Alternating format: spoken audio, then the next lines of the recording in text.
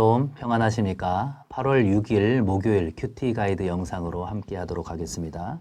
오늘 함께 묵상할 말씀은 이사야서 58장 1절로 14절까지의 말씀입니다. 날마다 주께로 큐티책 98쪽입니다. 오늘 본문에서는 하나님께서 진정으로 원하시는 그 신앙 생활의 모습이 무엇인가 라는 부분에 대해서 이사야 선지자를 통해서 하나님께서 말씀하시고 계십니다. 하나님께서는 종교적인 의식을 굉장히 중요하게 생각하시죠. 하지만 그 의식을 행하는 사람들이 의롭지 못하다면 그것은 아무런 의미가 없다고 지금 하나님께서는 선지자를 통해 말씀하시고 계십니다.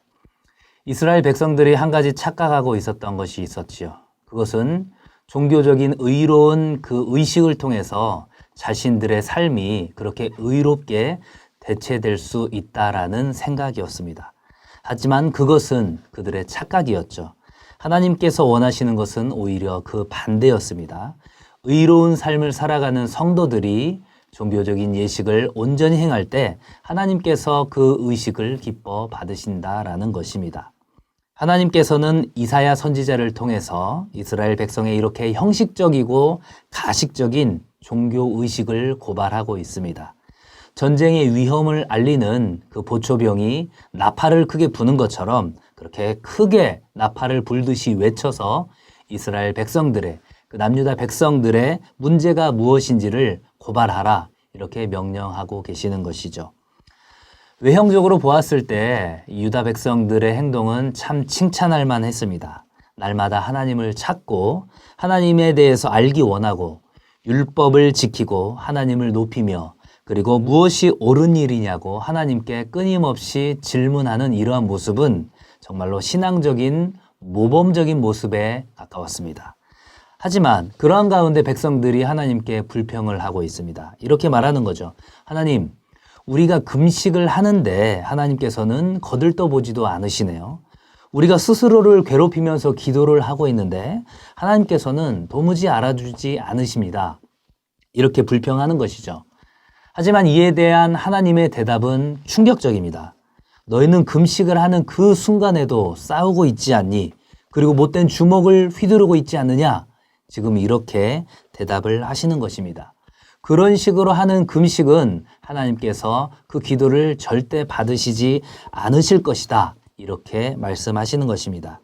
이어지는 6절과 7절의 말씀을 통해서 하나님께서 진정으로 기뻐하는 금식이 무엇인지 말씀하고 있습니다.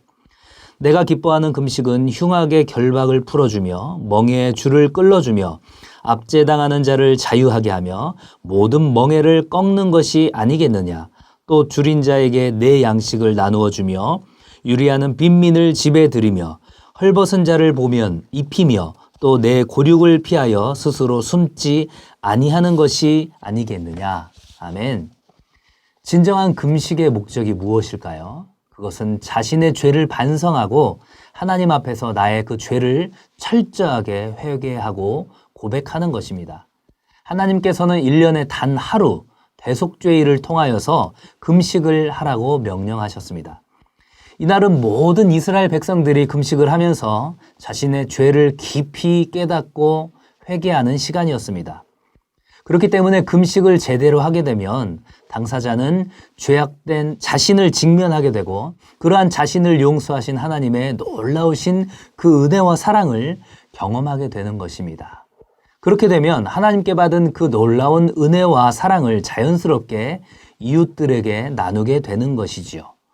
성도가 금식의 과정을 통해서 어려운 이들을 돌보고 사회적인 약자에게 관심을 갖는 것은 자신이 받은 죄 용서함이 크다는 것을, 그 은혜가 크다는 것을 증명하는 실제적인 모습이 되는 것입니다.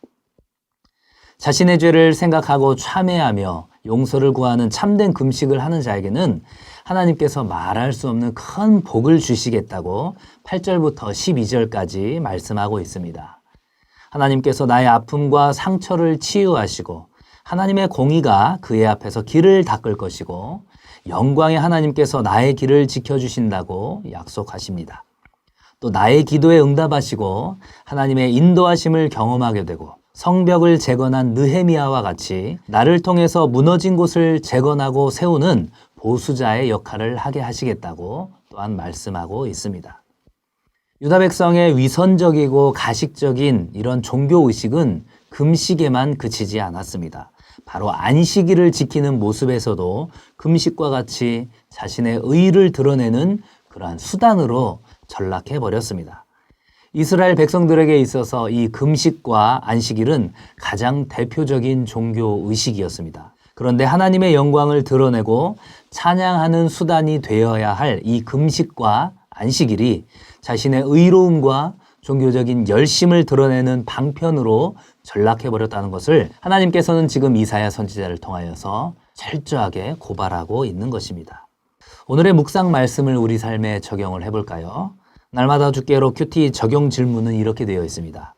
나의 신앙생활로 타인에게 자랑을 일삼고 있지 않습니까? 직분과 신앙 연수에 대한 자랑, 영적 체험과 은사에 대한 자랑으로 자신을 과시하지 않는지 생각해 봅시다. 사도 바울은 우리 주 예수 그리스도의 십자가 외에는 결코 자랑할 것이 없다고 고백하고 있죠.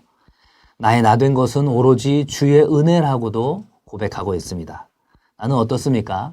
세상적인 기준을 가지고 자랑할 것이 많으면 교만하기가 쉬울 것이고 그 반대의 상황이라면 열등감에 빠지기 쉬울 것입니다.